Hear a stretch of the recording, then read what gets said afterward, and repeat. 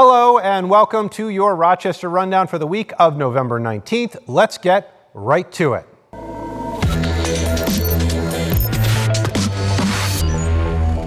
Amid an alarming surge of COVID-19 in Monroe County and beyond, Governor Kathy Hochul is urging New Yorkers to get their booster shots. She announced Tuesday that anyone over 18 in high transmission areas should get the shot. That includes all of us in the Finger Lakes region.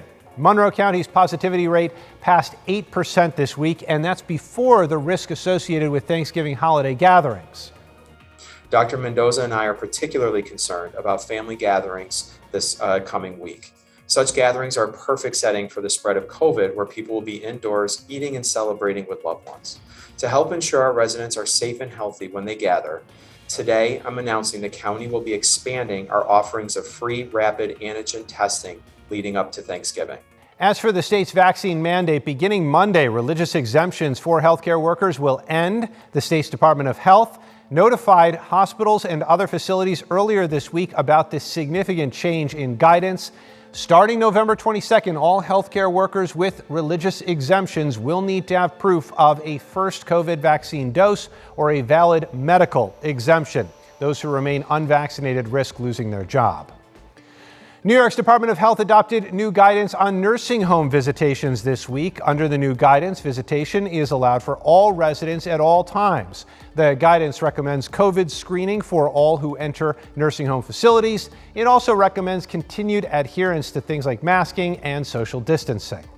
With more than 70 homicides so far, 2021 has been officially deemed the city of Rochester's deadliest year in history.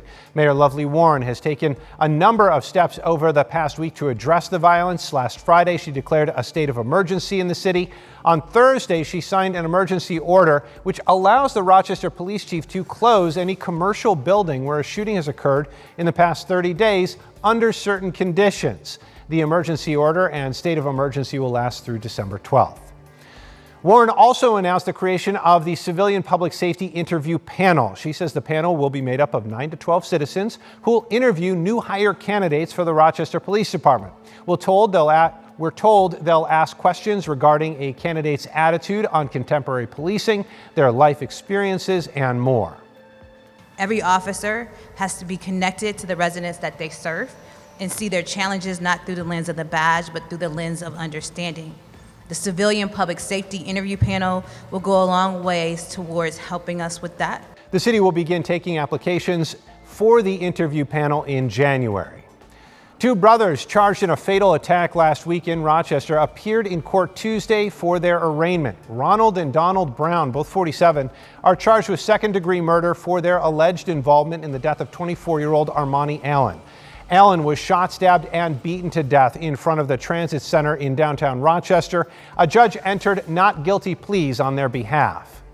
And a man is now in custody for a fatal hit-and-run in Canandaigua. Police say 54-year-old Todd Smith is responsible for the death of 62-year-old Edwin Wesley. Smith is charged with vehicular manslaughter. He's due in court on Monday. News 8 is your local election headquarters. The absentee ballots are in, and it looks like Democrats will control the Monroe County Legislature in the next go-round here. Absentee ballots brought crucial wins for Democrats in 3 key races. Michael Udelson retains his seat, as does Yaversha Roman. In Irondequoit, Dave Long is projected to oust Legislature President Dr. Joe Carbone. The ballots did allow Republican Rory Fitzpatrick to keep his election night lead over Joe Morelli Jr. for Irondequoit Town Supervisor.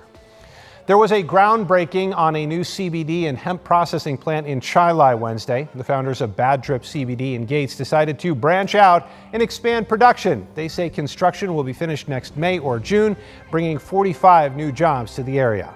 That's all for this week. As always, we'll see you next Friday.